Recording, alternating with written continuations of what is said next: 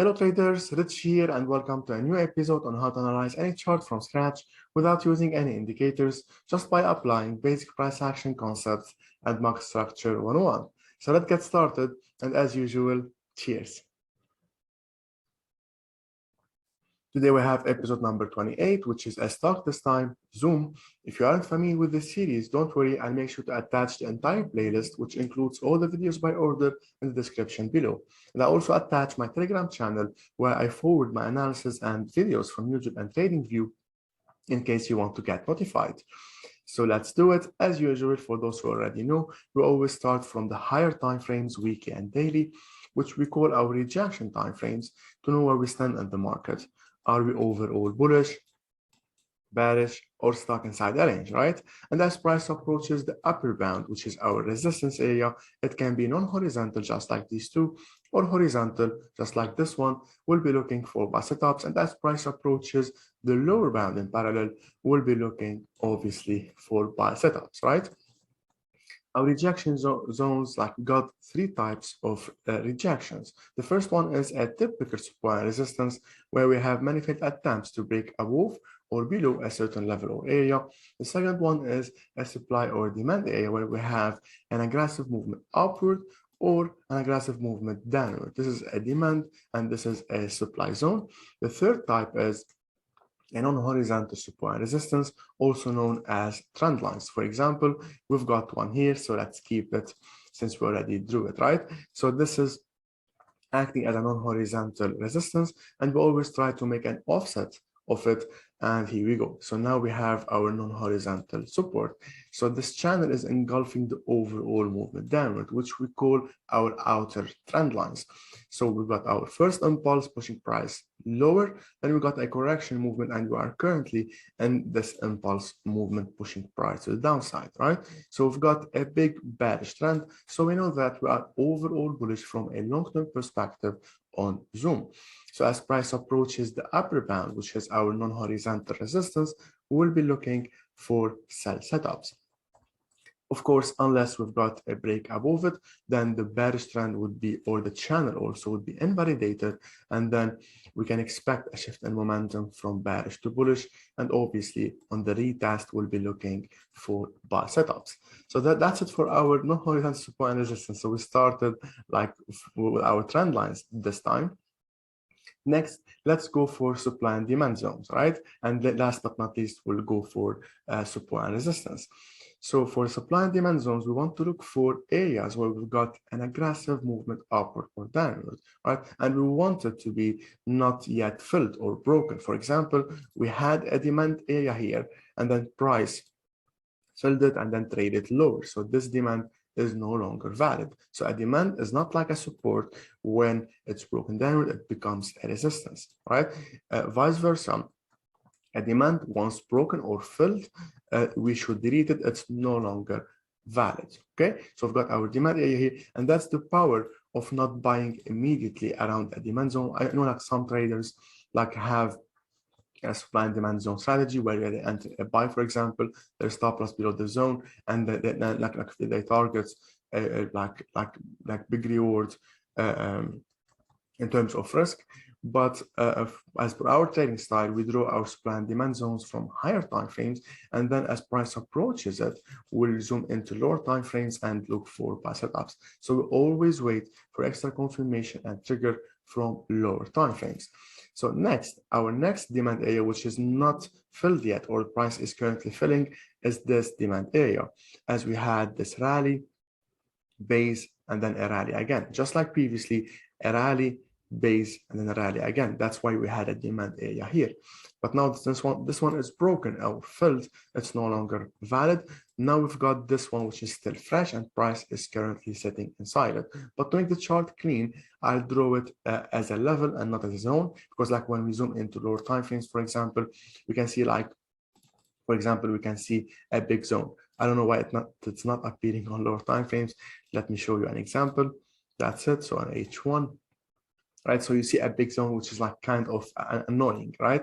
So that's why I like to draw it as a laser level, even though it's not, right?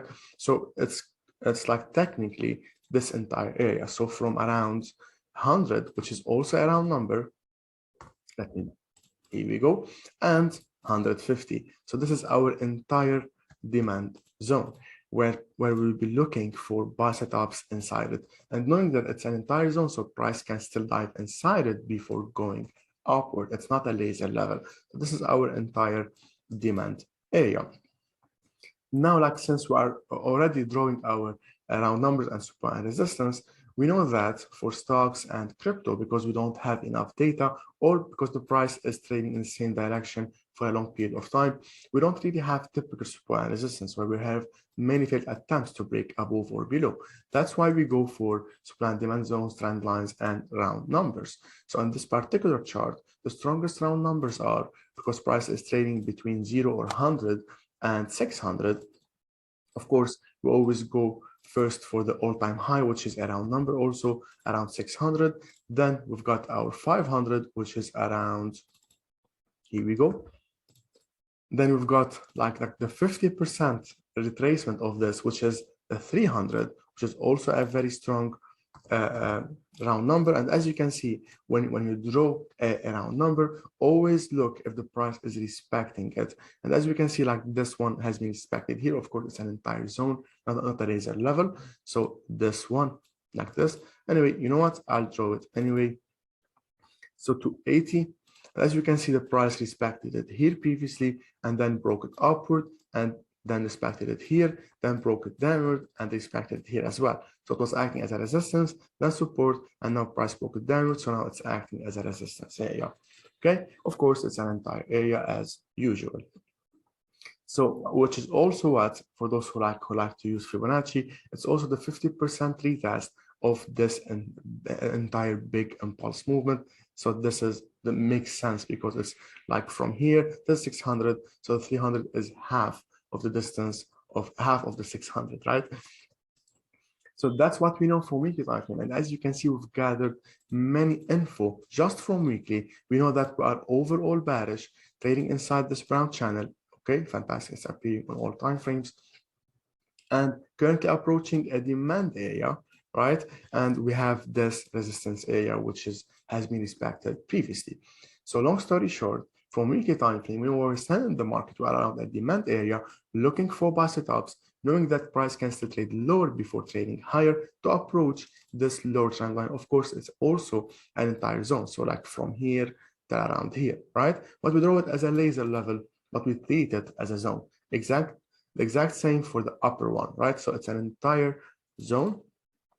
And as price approaches the upper band, which is this, the trend line, we'll be looking for sell setups. Unless it's broken upward, as mentioned at the start, then we'll be looking for boundary test. But for now, let's take it step by step, right? If we zoom into daily time frame, let's see if we can find or like add new info.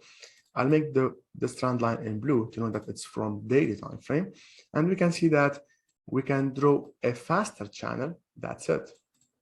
So the price inside this big impulse movement from weekly time frame, we can even find more info here or data, right? So that's it. And if you make an offset for it, that's it, right?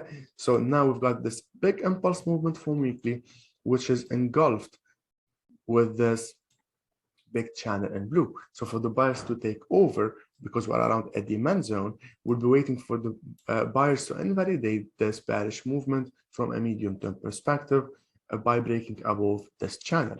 Knowing that, as mentioned previously, we can still test this lower area, which is a very strong area, as it's the intersection of the 100 lower blue trend line and lower brown trend line, which we also consider an oversold area because the price is trading inside it. So oversold and price rejected upward, oversold, rejected it, and now if price retested again, it would be a fantastic area. So from daily time frame, what we can like add is that we are trading inside this channel, which is a faster channel than the one in brown, and we'll be waiting for the buyers to break above it to look for buy setups or test the lower bound to look for buy setups. Now let's zoom in also to lower time frames to H4, because now we know we're in the market and we are looking for, in this case, obviously for buy setups, but we want the buyers to break above this one first, right? And we can see the channel even better from H4 time frame. Now, if we zoom in more, this is an amazing example to see that we've got a channel inside a channel inside a channel, right? So let me draw this one for now in red. That's it. And let me make an offset for it. Here we go. So we are now trading, and I can make it like here we go, to follow the recent price action, which is an even stronger trend line. So we are trading inside this brown channel from a long-term perspective, this blue channel medium-term perspective, and this one from a shorter-term perspective. And since, as mentioned, from daily and weekly, we're around a demand area looking for buy setups, and we're waiting for the last high, which is in this case, this one, to be broken upward, but we also need a break above the upper blue trend line to like for the buyers to prove to us that they are strong enough to finally take over. Because like by breaking above the last high, as you can see, for example, here, doesn't really mean that the buyers are taking over. It might be just a correction, right? Just like here also, right? Breaking above the previous high, just a small movement, and breaking above the previous low, we've got this big impulse movement. Above the previous high, small movement, and break above the previous low, we've got this big movement, okay? So we can still have the same here, break above the previous high, then break above below the previous low, then we've got a big impulse movement pushing lower. It's very important to know when a swing is broken, not every swing broken is an entire full reversal. Sometimes it's just an indication that the correction is about to start. And to know that, you always need to know where you are in the market by starting from higher time frames. Okay, so for now, if you want to enter a buy, we will need not only a break above this last high, but also a break above the blue the blue trend line. And let me make it in purple. That's why I always do it. So this would be our trigger by breaking above this area. Meanwhile, even if price breaks above the last high, we can still trade lower, or even from here, can still trade lower till around this zone, which is a very, very strong zone, as mentioned from daily and weekly, to look for buy setups. So long story short on Zoom, we are overall bullish from a weekly time frame, and we are looking, here we go, and we are looking for buy setups because we are around a demand area, but we need extra confirmation that the buyers are taking over. That's the view from daily, and we even zoomed into H4 time frame for extra confirmation. We'll be waiting for a break above this and this as well to buy. Of course, when the buy is activated, the stop loss would be, it depends if you are trading it on spot or on margin, below this last low, and we target a 1-to-2 risk to reward ratio, which would be around the upper bound as we saw in brown. That's it for Zoom. Best of luck, and I'll see you on the next episode.